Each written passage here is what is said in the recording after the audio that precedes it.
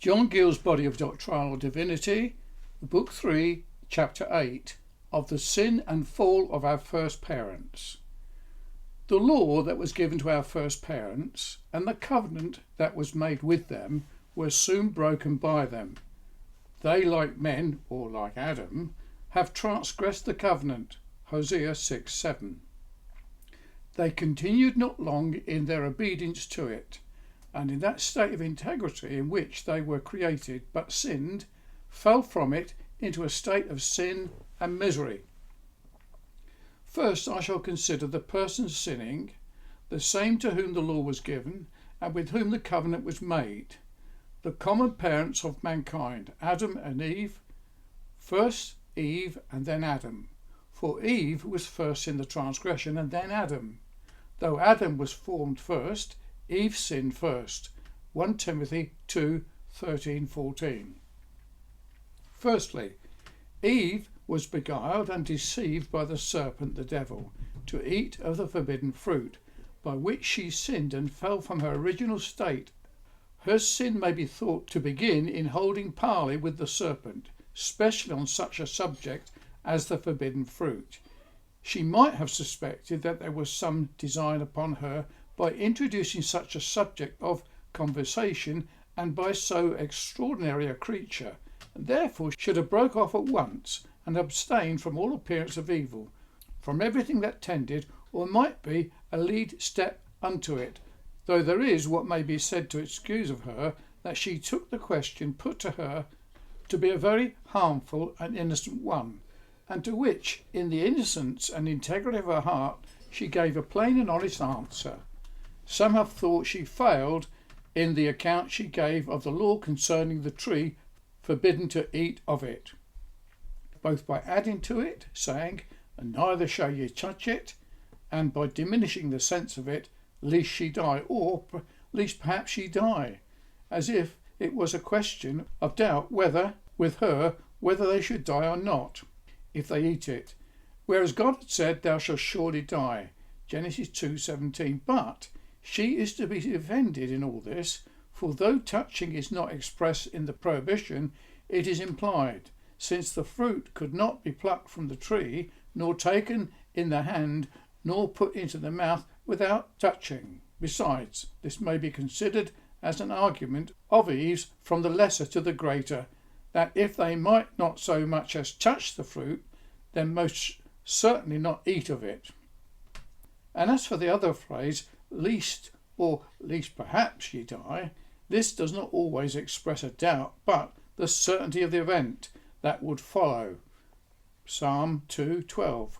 But her sin lie in giving credit to what the serpent said, "Ye shall not surely die," in direct opposition to the word of God, "Thou shalt surely die," which she now began to doubt of and disbelieve, and of the strengthening of which doubt and disbelief the serpent might take of the fruit, eat of it herself, and not only commend it as a most delicious fruit, but observe to her that she saw with her eyes that no such effect as death or any symptoms of it followed upon his eating it, and he might further suggest that that superior knowledge and wisdom to the rest of the creatures he had was owing to his eating this fruit, and that if she and her husband did but eat of it, they would increase and improve their knowledge as to it equal to the angels, and which, he observes, was known to God. Now, upon all this, there arose a lustful inordinate desire of eating the fruit, it being so lovely an aspect, so good for food, and having such a virtue in it as to make wiser and more knowing, so that at once there sprang up in her a lust of the flesh, the lust of the eye, the pride of life, which she inwardly sinned before she ate of the forbidden fruit. Much the same progress may be observed in her sinning, which the Apostle James observes of the sin in common. When lust hath conceived, it bringeth forth sin. James 1:15. For lust being conceived, she could no longer abstain, but took of the fruit, either from the serpent or from the tree, and ate of it, and so finished her transgression. and not content with eating it herself, but she gave to her husband to eat of it also, who either was with her or at some distance, to whom she went directly with some of the fruit in her hand, as may be supposed, eating it all the way.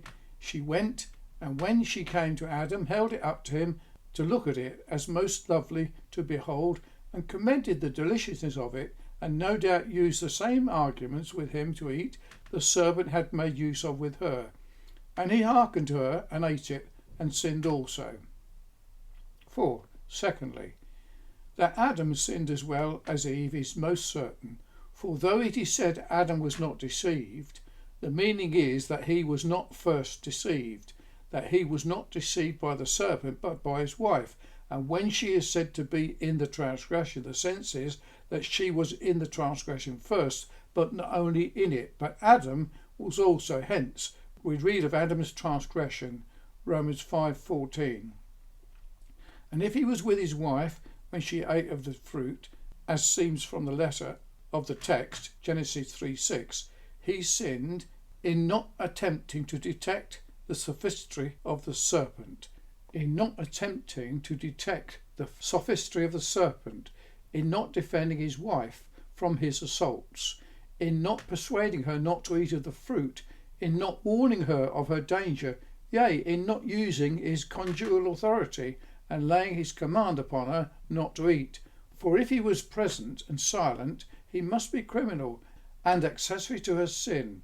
But perhaps he was not with her, but his sin lay in hearkening to his wife, in her solicitations and requests, upon which it is put, Genesis 3:17, and she might urge that they must be mistaken about the sense of the law, that God would never meant it by it that they should certainly die for eating of the fruit, since she had eaten of it and was alive and well. By such insinuations Adam was prevailed upon to eat also, though some think that he was not deceived by her, but he knew what he did and what would be the consequence of it. He sinned with his eyes open, knew full well the sense of the law and what would be the effect of it, but what he did was in compliance to his wife, and from a vehement passionate love and affection for her, because he would not grieve her, and that she might not die alone. He chose to eat and sin and die with her, but then this was all very criminal. It was his duty to love his wife as his own flesh, but then he was not to love her more than God, and to hearken to her voice more than the voice of God. However, Adam sinned, and his sin is more taken notice of than that of Eve. It is his sin that all the sad effects of the fall are imputed. Sin entered into the world by him, and death in Adam all die, for he, being the federal head of all his posterity, he sinned not as a single private person, but as the common head of all mankind. Romans 5:12-19, 1 Corinthians 15:21-22. Some have thought that if Eve only had sinned and not Adam, her sin would have been personal and only affected herself, she not being a federal head with Adam. But she could not have been the mother of a sinless posterity, for who can bring a clean thing out of an unclean? And she must have died for her offence. Indeed, God could have created another woman for Adam, from whom an holy seed might have sprung, had he stood, but this is all that conjecture.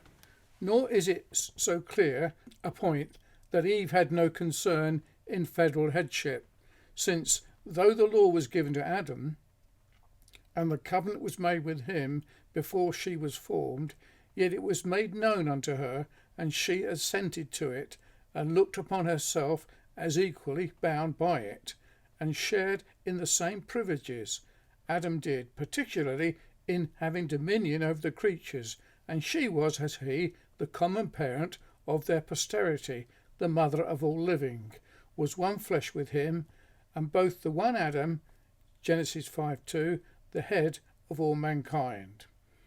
Secondly, how creatures so wise and knowing, so holy, just and good, made after the image and likeness of God, came to sin as they did, deserves an inquiry.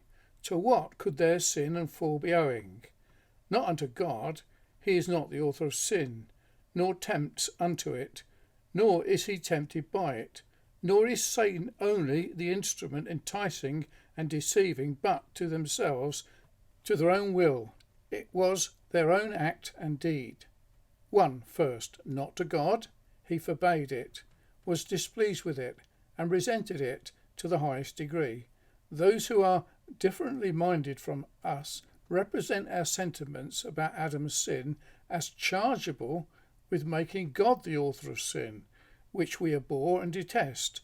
Let us therefore a little consider what concern God had in this affair, by which it will appear that the charge is false and groundless. And 1. What he did not. 1. He did not restrain the serpent from tempting, nor withholding man from sinning. He could have kept the serpent out of the garden, and laid his commands on Satan, not to tempt our first parents, and he could have hindered the temptation from having any influence upon him, but this he did not. Nor did he withhold Adam from sinning, which he could have done, as well as he withheld Abimelech from sinning against him, as he told him he had, and Laban and Esau from hurting Jacob, and Balaam from cursing the people of Israel. He could have done the one as well as the other, but he did not, nor was he obliged to. And on the other hand, he did not force nor impel either Satan to tempt or man to sin. They both acted their part freely without any force or compulsion. Satan, full of spite and malice, and moved with envy at the happiness of man, most freely and voluntarily enticed into a scheme to destroy him, and with all his heart pursued it, and carried it into execution. And our first parents, with the full consent of their wills, and without any force upon them, took and ate the forbidden fruit. None of Adam's sons and daughters ever ate a heartier meal, and with more goodwill, or with greater gusts, than our first parents ate the forbidden fruit. Stolen waters are sweet, and bread eaten in secret pleasant. 2. God did not withdraw any favour from man he had bestowed upon him, nor any power and strength to stand which he had given him. For when God does anything of this kind, it is by way of punishment for a preceding sin or sins, but no such punishment could be inflicted on Adam, because as yet he had not sinned. But God left him in the possession of all the powers and abilities he had conferred upon him, so that he could have stood if he would. He did not indeed grant him new favours, nor give him additional power and strength, which he was not obliged unto. He gave him enough, had he made right use of, to have continued in his integrity, and to have resisted every temptation. Now, this negative act of God could never make him chargeable with being the author of Adam's sin and fall. 3. There are other things which God did do, or acts which are ascribed unto him relative to this affair. He foreknew the sin and fall of Adam, as he foreknows all things which come to pass in the world, which none will deny that own the omniscience and presence of God. And if God foreknew the most trivial and contingent events that befall any of his creatures, then surely such an event as the fall of Adam, so important in its consequence, could never escape his foreknowledge. Now God's foreknowledge of things future flows from the determination of his will. He foreknows that things will be, because he is determined they shall be. Wherefore, 2. God predetermined the fall of Adam. This fell under his decree, as all things do that come to pass in the world. There is nothing comes to pass without his determining will. Who is he that saith, and it cometh to pass, when the Lord commanded it not? Lamentations 3:37. Nothing is done or can be done God not willing it, it should be done. That the fall of Adam was by the determinate counsel and foreknowledge of God is certain, because the sufferings and death of Christ, by which is the redemption of men from that sin, and all others, were ordained before the foundation of the world, and which must have been precarious and uncertain, if Adam's fall was not by like degree. Acts 2:23, 4:28, 1 Peter 1:20. But then neither the foreknowledge of God nor any decree of God laid Adam under a necessity of sinning. It is true there arises from hence a necessity of immutability, that is, that the things God has decreed should unchangeably come to pass, but not a necessity of coaction or force, as Judas and the Jews sinned freely, the one in betraying the other in putting Christ to death.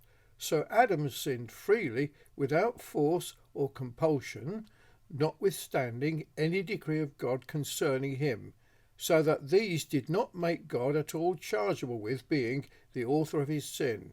He and he alone was the author of it. 3. God permitted or suffered Adam to sin and fall, which permission was not a bare permission or sufferance of God, was not an idle spectator of this affair. The permission was voluntary, wise, holy, powerful, and efficacious according to the unchangeable counsel of his will. He willed, and he did not will the sin of Adam in different respects. He did not will it as an evil, but as what he would overrule for good, a great good. He willed it not as sin, but as a means of glorifying his grace and mercy, justice and holiness, and that this was not a bare and ineffectuous permission, but attended with influence, is clear because 4. There was a concourse of divine providence attending this action and influencing it as an action without which it could never have been performed, as divine providence supports every wicked man in his being throughout the whole course of his vicious life. And so while he is sinning, the same providence upheld Adam in his being while he was eating the forbidden fruit. Otherwise, as Eve could not have stretched out her hand and taken the fruit of the tree and eaten it, so neither could Adam have put forth his hand and taken it off her. The influences of divine providence concur with every action, but it is what it may as an action, since all live and move and have their being in God. Every action, as an action, is from God, but the obligatory irregularity and sinfulness of the action is from the creature, whereas God is not the author of any sin, as he is not the author of sin in any man, notwithstanding the concourse of his providence with every action of his, as an action, so neither the sin of Adam. 5. God may be said, by planting a garden, and that particular tree of the knowledge of good and evil in it, and by forbidding him to eat of the fruit, to afford an occasion of sinning to Adam. But had he not a right, as the Lord of the world, to plant a garden, and as a sovereign Lord to plant what tree he pleases in it, and to forbid the eating of it without being blamed for it, especially when he gave to Adam a power to abstain from it, had he made use of it? And God can no more on this account be chargeable with being the author of Adam's sin, than by giving wealth and riches to a wicked man, which are occasions of his sinning by consuming them on his lusts. Secondly, the concern that Satan had in this affair may next be considered, and what he did was not by force or compulsion, by persuasion. He acted the part of a tempter, and from thence he has the appellation Matthew 4:3-1, 1 Thessalonians 3:5. He enticed and seduced by lies and false reasonings, and so prevailed. He is said to beguile Eve and to deceive the whole world, the representatives of it, 2 Corinthians 11:3, Revelations 12:9, in order to which he made use of a serpent, and not a mere form and appearance of one that he assumed, as is clear from its being reckoned one of the beasts of the field, and said to be more subtle than the rest, for which this creature is notorious, and from which curse denounced on it, to go on its belly and to eat dust all the days. Yet it was not merely a serpent, or a serpent only, but Satan in it, as appears not only from its having the faculty of speech, which such creatures have not, but from its being possessed of reasoning powers, capable of forming an artful scheme, and of conducting it and carrying it into execution, so as to gain his point, and from the seduction and ruin of man being ascribed to the old serpent the devil. John 8:44, 2 Corinthians 11:3, Revelations 12:9.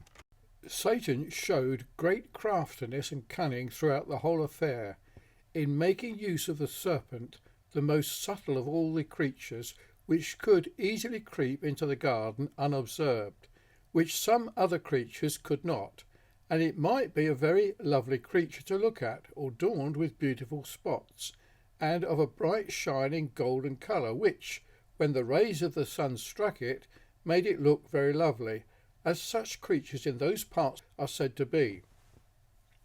All which might recommend it to Eve. She might take particular notice of it, and have a particular fondness for it. It might be very familiar to her.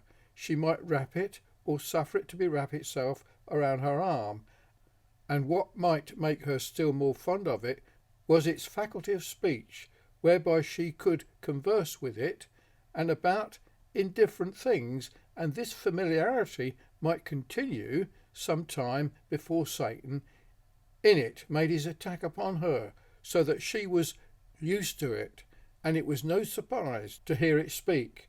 Satan, cunning also, appeared in going to work with our first parents so early, as soon as they were well settled in their state of happiness, and when they had just tasted the pleasures of it, and before the habits of virtue and goodness were more strengthened, when it might have been more difficult for him to have worked upon them and gained his point, as also in making his attack on Eve first, and when she was alone, and her husband not with her, to aid and assist, counsel and protect her.